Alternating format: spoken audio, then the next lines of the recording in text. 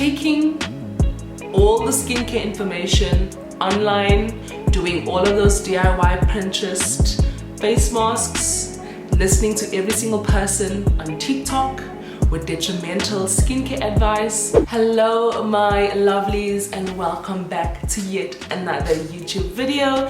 Thank you so much for joining me today. So we are going to be discussing one of my favorite topics ever, skincare. Okay, so I will be talking about all of, well, actually not even all because there's way too many, but I'll be talking about some of my skincare mistakes that I've made along the way, but we don't do them anymore. I've seen the light, and you know, for some of them I'm just like, what was I thinking? What were you thinking, Kendra? But what I've come to realize is that, you know, skincare is a journey, and it's a personal one at that. You know, we live and we learn. There are some things that I'm probably doing now that might be a skincare mistake later on. So I might look back years from now and be like, girl, what were you doing? Like, why were you doing that? So as I talk about my skincare mistakes, and as you also reflect on your own, also just hold space for the fact that, you know, we definitely live and we learn. There's so much new skincare information out there. It actually gets overwhelming because one minute you're told to, oh, you should be doing this, and then the next you find out that actually what you've been doing is wrong. You should be doing this instead. And then a few years down the line, what you were told to do is not the correct thing. So it really gets overwhelming, and I always say, just do what works for you. Okay, enough rambling. Let's get into the mistakes. There was a time that I thought that natural skincare was best. Your girl was using African black soap, I was using essential oils on my face, I was using shea butter, all at the same time.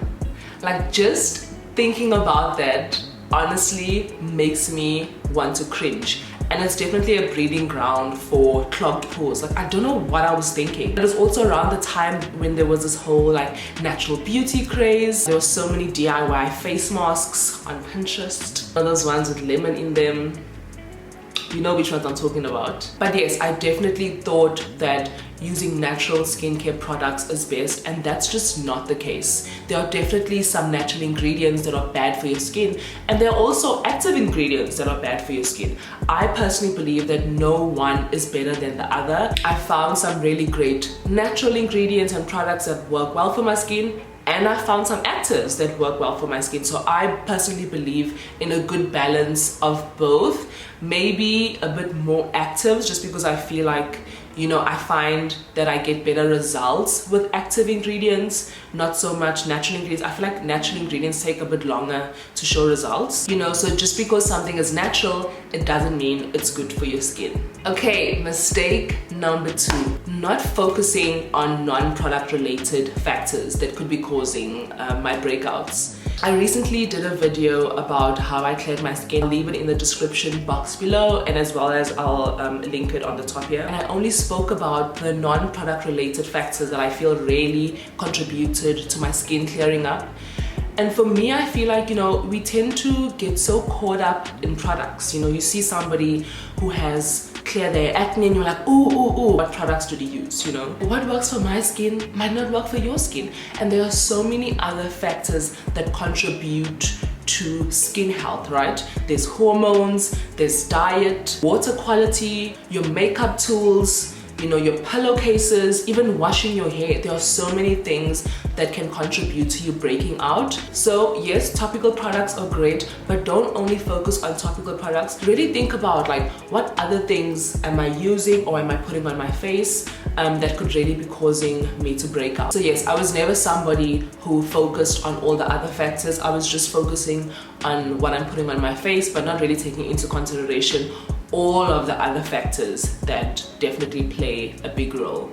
Okay, mistake number 3, not easing in products. You know what I'm talking about. Getting new skincare is very exciting. Like, I know I get super excited when I buy new skincare products. And before, when I used to buy new products, I would just immediately start using it like every single day. And I found that sometimes my skin would feel irritated. It's almost as if it was like, whoa, whoa, whoa, whoa, whoa, like, you know, wait a minute. Then a lot of the time I would be feeling like, okay, this product is not working, but it's probably because I'm overwhelming my skin. So now when I introduce a new skincare product into my skincare routine, I definitely slowly ease it in. So what I will do is I'll only use it like a few times in the week, and definitely pay attention to how it's making my skin feel. You know, does my skin feel tight after I use it, or does it feel supple?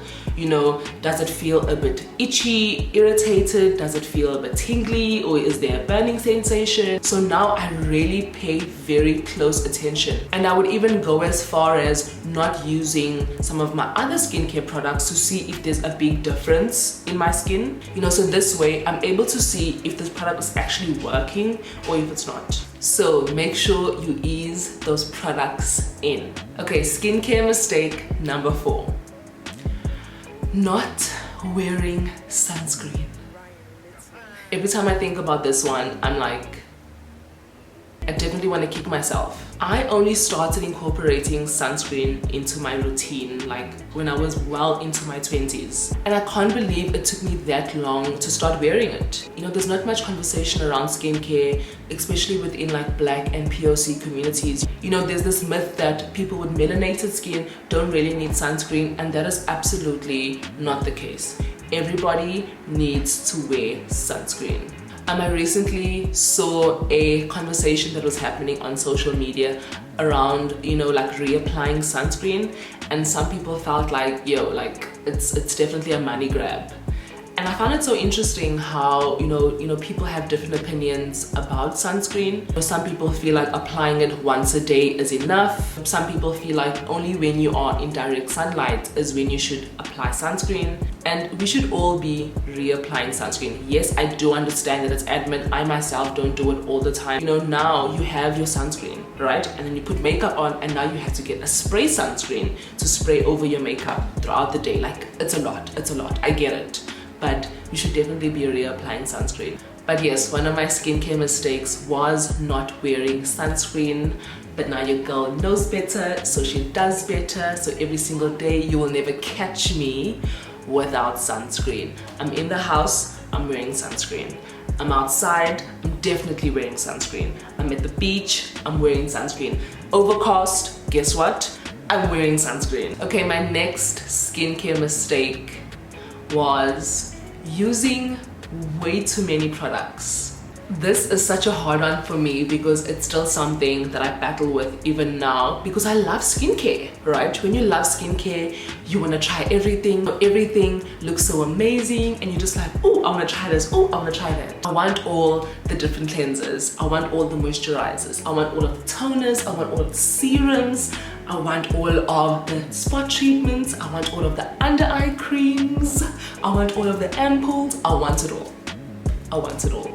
So this is something that I've really become more intentional about, because if I don't, I can definitely get carried away. And I will say that, you know, I broke out terribly like 2 years ago. Once I downsized and started using less products than what I was using, I most definitely saw a difference in my skin. No, I wasn't overwhelming my skin. My skin was less irritated. There wasn't many products I was using. And also, you know, when we break out or when we have problem skin, we tend to like want to put everything on just to like get rid of the acne, and you're actually doing more harm than good. When you have a breakout, that's actually the time where you're supposed to be doing less, because you don't want to further irritate your skin. So I've definitely stopped using a lot of products, and I don't buy that much skincare also. You know, I'm really strict about finishing a product first before I try something else or jump onto another product. So obviously if that certain product like is breaking me out or it's irritating my skin, I'll stop using it there and then. But if it's not causing any problems, and if I do see a difference in my skin, I'm gonna make sure that I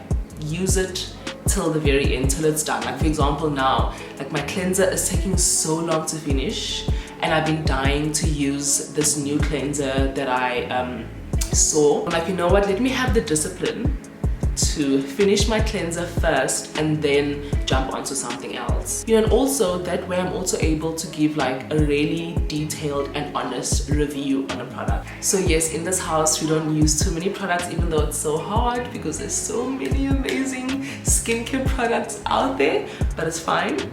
Okay, my last skincare mistake is just taking all the skincare information online, doing all of those DIY Pinterest face masks, listening to every single person on TikTok with detrimental skincare advice. I remember before, like, I was never really critical on the information that I used to see online about skincare, and I just took everything as truth.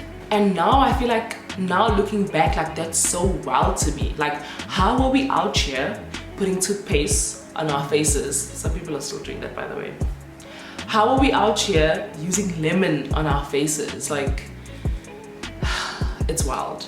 Not to say that I don't ever get any good information online. I love TikTok. I follow some amazing estheticians, dermatologists, skincare experts online, and I really get so much value from them.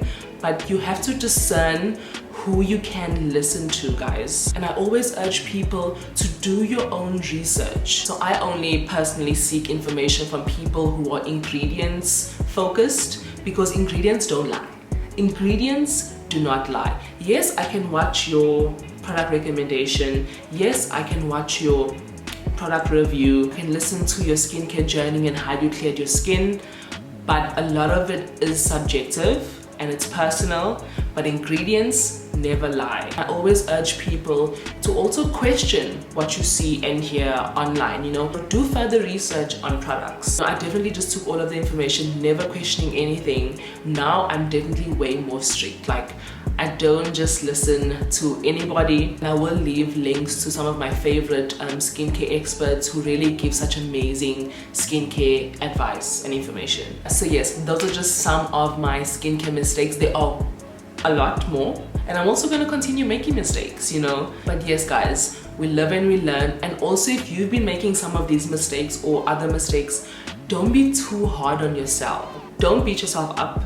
You know better now, so you're gonna do better. So I would love to hear about some of your skincare mistakes, so please leave a comment down below and let's get chatting. I'll see you guys in my next video. Bye.